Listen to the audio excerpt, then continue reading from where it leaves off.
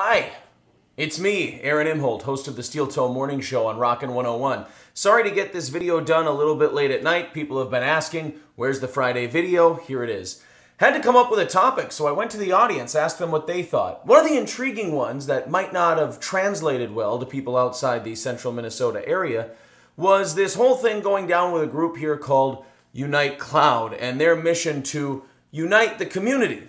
Meanwhile, the things they seem to do for publicity seem to drive people further apart, creating more frustration, more angst, and quite frankly, more speech policing. When people aren't free to express themselves without worrying about whether they're going to be ending up on the front page of the newspaper or being called a bigot or a racist, when they're really not one, you're going to end up with more frustration, more resentment, and ultimately less unity. So somebody said, Aaron, how would you do it differently? And I said, that would be perfect for a video, but how do we extrapolate that out so it appeals to more people? Well, all right, fine. I'm going to solve cultural and racial strife in America in 4 easy steps. Okay, it's not going to work, but I'm going to give it my best shot because hell, if we can't exchange ideas, then we're never going to get anywhere anyway. So number one, if you want to unite people truly, first of all, let's analyze the word unite. What do we want to unite? We certainly don't want to unite speech. We don't want to all speak the same and think the same. That would require a speech Gestapo or a speech police, which is, I'm sorry, kind of close to where a lot of these activist social justice warrior groups are going. I mean, if you take the example here in St. Cloud, we recently had, as front page news in town, the fact that some gossipy, girty washwoman was walking through a Menards, one of the biggest pieces of Americana you're going to find, a family-owned business that built itself up in one of the best home improvement stores in the country. At this Menards, a washwoman, a gossipy girty, overheard 2 people talking about Islam, which, by the way, I want to point out, is okay.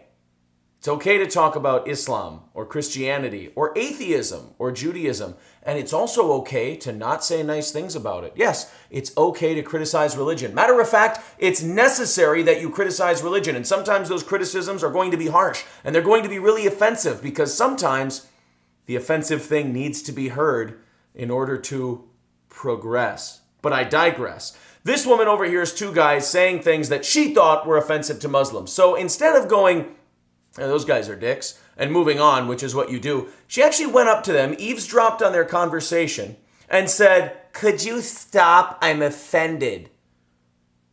What the? Wait a minute. That has nothing to do with them. And now you've went ahead and you've interrupted this conversation, said you were offended, and then issued a news release and made it front page news. Went to a group, an activist social justice warrior group, and they in turn made it front page news. A private conversation between 2 people, eavesdropped upon by some gossipy, girty washwoman, is now front page news, and this company has to be smeared when they did absolutely nothing wrong. When you use your numbers as a group, when you use strength in numbers to intimidate individuals over their speech, that is tyranny. That is the Gestapo. And I know you think you're doing it for the right reasons, but every oppressive, authoritarian regime has always thought they were censoring words and thoughts for the greater good. So let's go through our 4 ways that I would unite a community. I've said before, put me in charge of this Unite Cloud. You give me 4 to 6 months. I'll clean the whole thing up and I'll disband the group because that should be the point of every activist group. Accomplish your mission and then move on. If you're around for more than 5 years, you suck at your job, you haven't created a damn bit of unity, and you should be leaving and let somebody else do it. So, 4 easy steps, we create unity. First of all, not unity of thought. I don't want everybody to have the same thoughts. That's creepy and scary. That's going to require a speech Gestapo. We don't want that. Number 1, stop listening to the media. The media doesn't give you statistics and facts and doesn't tell you things like hate crimes are going down. And out of 1,140 hate crimes committed based on religion last year, 60% were against Jews. 9% were against Catholics and Christians. Only 13% were against Muslims, which is, by the way, the same rate of religious hate crimes committed against atheists, my people. And you're not going to get me to say that people are atheistophobic or that people have some kind of secret war on atheists. It doesn't exist. It's a small percentage, and we're pretty much damn near there in terms of people treating each other well. Also, the media will tell you that there are certain words or certain things you shouldn't say. The myth of Islamophobia has been trumped up by cable news and by certain internet websites and groups who want to see your speech monitored. It's not about creating a safer space. It's not about creating a better society. It's about using words that make them feel comfortable and criticizing your ideas, not with other facts or with other arguments, just by calling you names. So don't listen to the media. They're trying to divide us, white and black.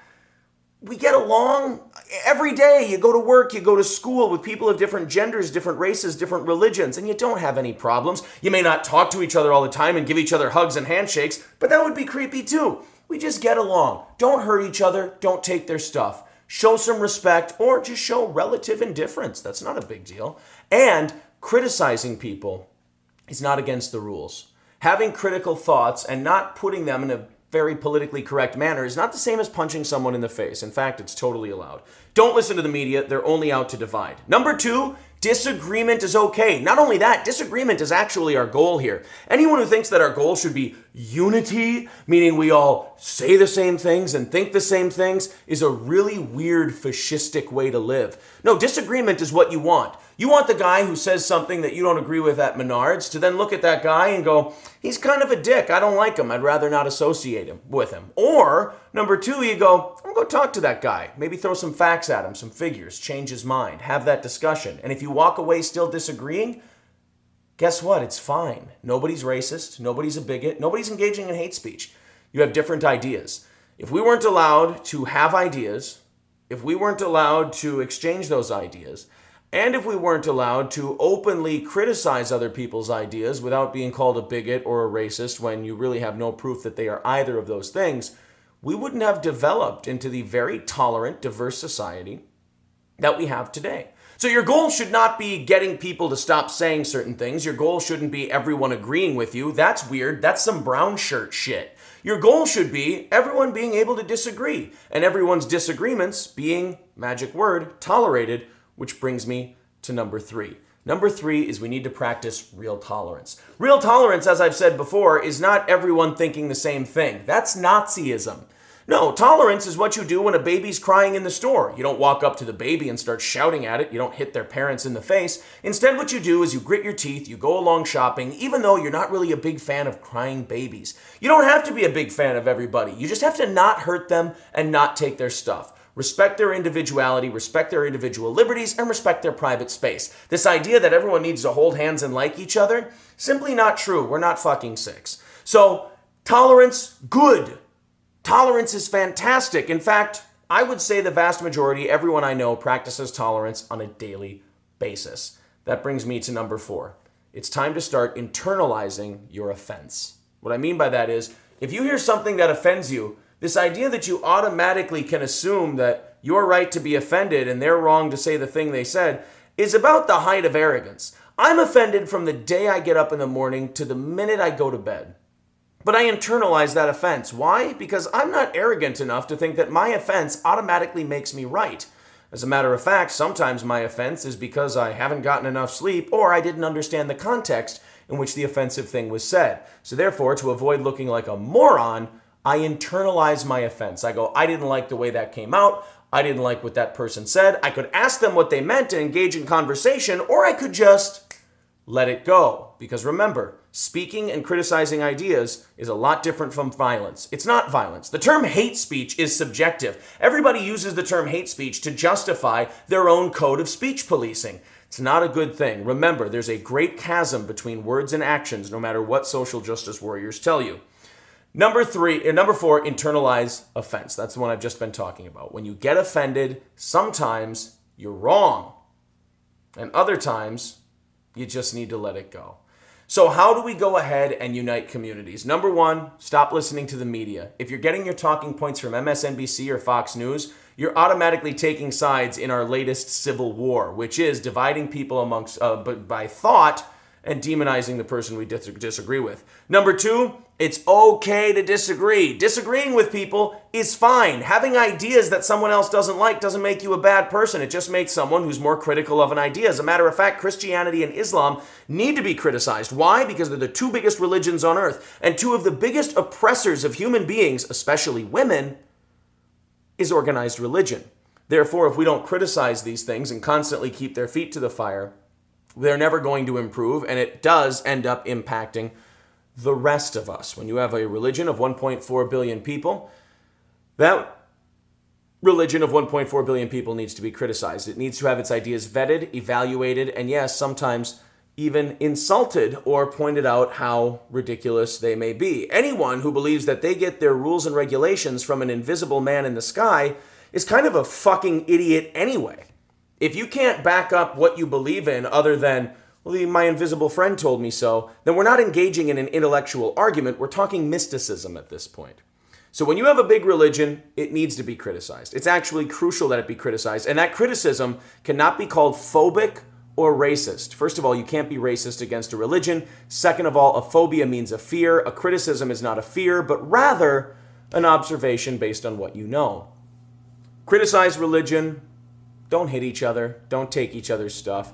This is the path to unity. To have this kumbaya place where we all say the same things and certain thoughts are banned and certain speech is criticized by groups bullying an individual, those are the brown shirts. That's fascism. We don't want it here. Remember, this is a good country. Most of us get along with each other. There's not that big of a problem, and bad ideas should be criticized and not shouted down as some kind of phobia or ism. Those are my 4 steps. Hopefully they help. Let's add to these steps because, like I said, this is about a 4-day conversation that I tried to boil down to an 11-minute video. What do? I did my best. Let's see how it went. The Steel Toe Morning Show, 5 to 9 a.m. on Rockin' 101. Talk to you.